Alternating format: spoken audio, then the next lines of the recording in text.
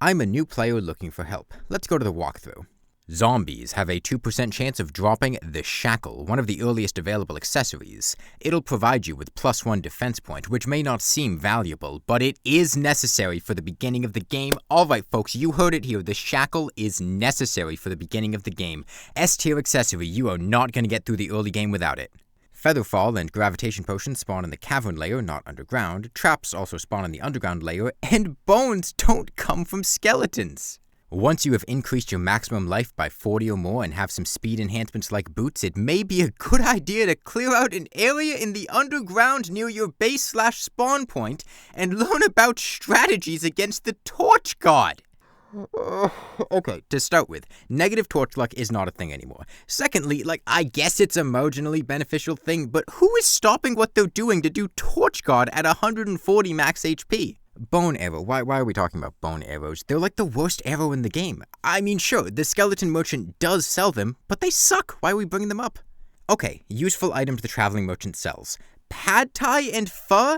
Not a life form analyzer, not a zappinator, revolver, or ghee, not a bricklayer. You should look for the outrageously overpriced food rather than growing pumpkins or fishing. Or hitting a tree from an apple. Why are we listing the chance as 50% on breaking a shadow orb? It's not like it's outdated. We mentioned the updated version here, and the fact that it's on every actually supported platform. What is this for the 5 people who still play on the 3DS?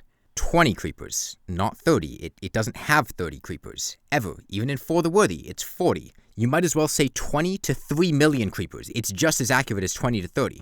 And we're suggesting the Ivy Whip, not a Snapthorn, not a Blade of Grass, not Jungle Armor, no, the Ivy Whip. That's what we want our vines for. Hey, what gear does Stingers craft? I don't know, man. Figure it out. What, you want to walk through in this walkthrough?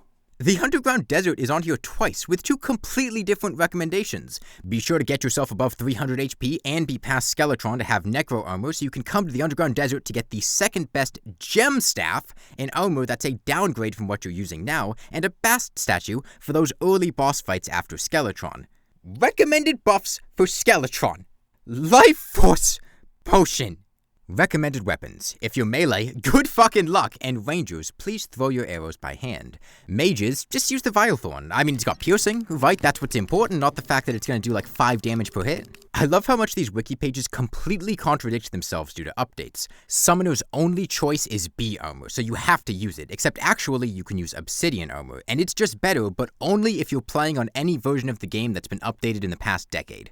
These weapon recommendations are incredibly outdated. The Knight's Edge has auto-swing now. We even crossed out the part that said it didn't have auto-swing. Why are we still talking about it? It's got incredible range now. 2, the Molten Fury is not the best bow. The Hellwing bow is. And the Hellwing bow does not have homing. And it's not best used with Hellfire arrows. I wouldn't even say the Molten Fury is. I think it's better with Unholy. And we're just listing every semi-decent magic weapon from years ago here. No Zappinator, no Aqua Scepter, no mention of the fact that the Demon Scythe is way better than all the other options. How is a new player supposed to know which of these is worth it, or do you just want them to collect every single available weapon? We're still putting down Lava Waders. Terraspark Boots came out 4 years ago. You can delete old info on a wiki. We're not in 2015 anymore. I'm seeing a remember not to delete pre-1.4 content rule. I'll be real, this is making these guides worse. Every platform except old-gen console and 3DS are updated here, and almost nobody in 2024 is going to start playing Terraria on those versions. Queen Slime is here, but not the Empress of Light. A Deerclops? What the fuck's a Deerclops? It recommends making drills. No. The devastating Shadow Flame debuff, dealing 5 DPS. Probably want to put in some mention of the fact that wyverns can't really make sharp turns. That's primarily how you dodge them. The way it's written here makes it sound like they're phantasmal dragons, which are nearly undodgeable. Wyverns are very avoidable. It's really quite easy. You can even just jump from an island and shoot upwards, and it'll probably die by the time you reach the ground. The biggest lie in this guide is that Queen Slime is a fun boss. We're just listing like every halfway decent early hard mode weapon here. You've got the Duke Fishron weapons on here? I'm sorry, if a player can kill Duke Fishron pre-mech, they do not need this guide. It's not like this thing hasn't been updated since 2020 or something. We've got the Wolf Mount on here. The Prime Saw and Prime Vice are very difficult to avoid and should be destroyed first. That is just awful advice. What, we're not using wings? We're not flying in a circle? Skeletron Prime has a reactive speed. He goes as fast as he needs to catch the player when he's not spinning. You can't outrun him. And even if you could, lightning boots would not be fast enough. Yet no wonder you're having trouble with the saw and vice. You're not using wings. Did the person that wrote this guide forget that wings exist? There wasn't a wings section. They were very casually given in the accessories section. I think it's pretty important to tell new players, hey, wings are how you dodge things in hard mode. Get them. I think we need to tell the guy that wrote this walkthrough that. Seriously, the guy that wrote this doesn't know about wings. Wings! You dodge it with wings! You don't need to time a jump with lightning boots and frostbite boots. You fly in the air. Gravitation potions are good, but wings! Duke Fishron is one of the hardest bosses in the game as of 1.3.3.3. Please, please, please do not use the Mega Shark on the pillars. Please get a new weapon. The Scaly Truffle does not give infinite flight. Why are we even mentioning it? It sucks. Progression graph?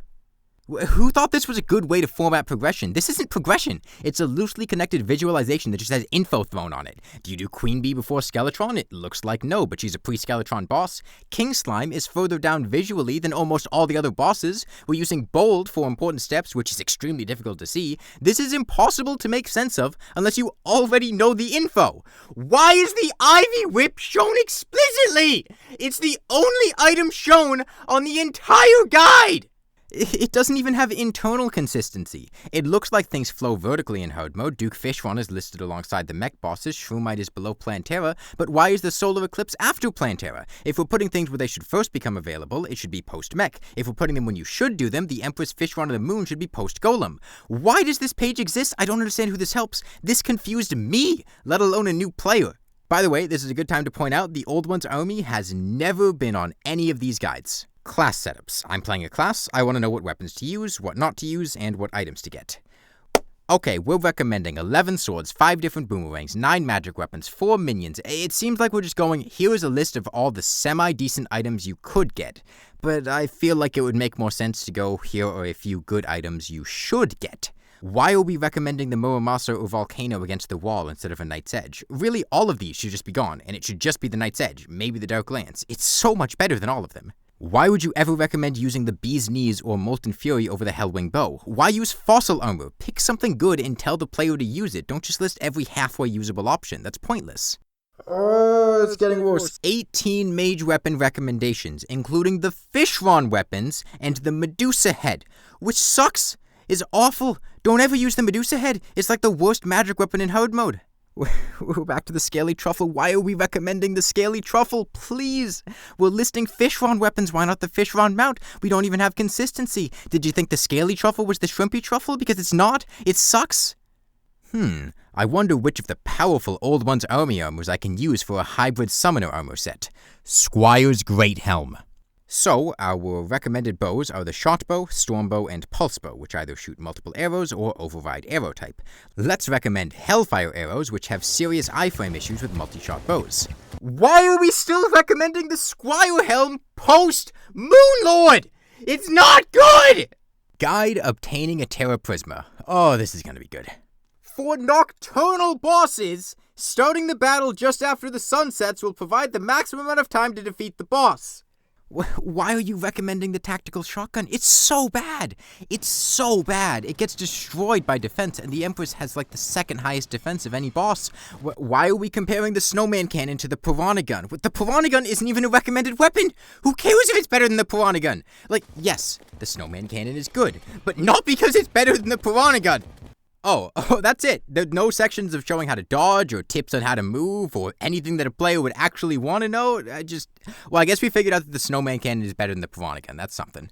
Moonlord strategies. Look, I love the Old Ones army armors as much as the next guy, but I would never actually use them in a normal playthrough. Way too grindy and the event sucks. I'll make this guide simple. Use the Daybreak, Phantasm, Nebula Blaze, or Stardust Dragon with Firecracker. That's all the weapon info you need to know. If a player is struggling with the Moonlord, they do not need to know about the Flying Dragon theoretically outperforming the Daybreak if you're close enough to hit with melee swings and the projectile on a second hitbox. Why are we recommending Holy Arrows? The Moonlord has tiny hitboxes and high defense. Use Ichor. And please, Don't use the Electrosphere launcher on the Moonlord. The Terra Prisma is not better than the Dragon. These other whips don't matter. Use the Firecracker and Dark Harvest to hit faster with it.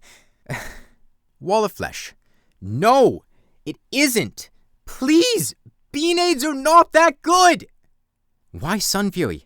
Why? Have you used the post 1.4.4 Knight's Edge? It is basically designed to perfectly counter the Wall of Flesh. It is the anti-Wall of Flesh weapon. No, not the Diamond Staff! No! Deerclop's strategy page doesn't even mention that you can run beneath her legs. You know, the intended strategy. No, that's not. You don't need items in storage containers to stop them from being blown up. That's just not true. Despite being a key, it does not unlock anything. Thanks. It is smaller than both the Volcano and Blade of Grass. Are we looking at the same sword? The Mega Shark is not that good. Look, I've beaten the game with a lawnmower, and Copper Shortsword, and Flare Gun. You can use weapons well past when they're good, but the Mega Shark is not good post-Golem. Get a Venus Magnum, get a Stinger, hell, get a Sniper Rifle, Rocket Launcher, not the Mega Shark. No, they don't function identically. They're pretty much downgrades in almost every situation. Don't ever make drills. In some cases, they may even be more effective than their non-sticky counterpart. Hey, so which cases are those? Dude, I don't know, I'm not a wiki. Thrown Waters do not do AoE damage. It only damages what it hits directly. Tips. It sucks. I swear the people that write the wiki don't play the game. The Wand of Sparking is good. Really good. It is reliable and it doesn't have low stats. 14 base damage and 14% crit is great. For a weapon obtainable a minute into playing the game, it's very powerful. I can't keep looking through all these pages. Look, I respect the wiki and the people who maintain it, but some of this info is just not good. I didn't even mention the guy who just made up the Shroomerang coming from Mushroom Chest because he didn't actually know how to get it, or the one that recommended using the Breaker Blade to soften up enemies for the key brand. And I do think that a lot of the problems here come down to being extremely unwilling to remove or archive outdated information, which leads to confusion and messy articles. You say something and then immediately contradict it. The number of players who are going to start playing Terraria on the 3DS or old gen such that they would need information from the wiki to help them in 2024 is minuscule. Why are we making the wiki such a headache for everyone else because of them? A lot of the Terraria wiki just has inferior information quality to what you'll find scattered around Discord servers and the forums. Even just the stuff that I've made, the level of information in my Hoik guide, mining guide, and defense guide are way more detailed than what the wiki pages had, especially the former two, not to mention the Moonlord's healing mechanics. I know Jason IV on the Terraria Discord server has made some incredible class guides. They're easy to understand, straightforward, and effective. You look at the wiki page on class setups and you've got tons of information. There's no sense of what's better or worse or what's easy or hard to use. It's just everything somewhat decent thrown in a list.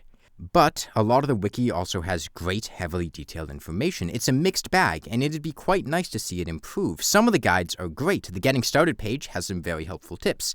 But then you click through to the walkthrough, and it all falls apart. I do know that people are working to make the wiki better. Even as I'm making this video, I actually requested they wait a bit, so some of the things in this video might already be fixed by now. You, watching this right now, could even be the person to fix it.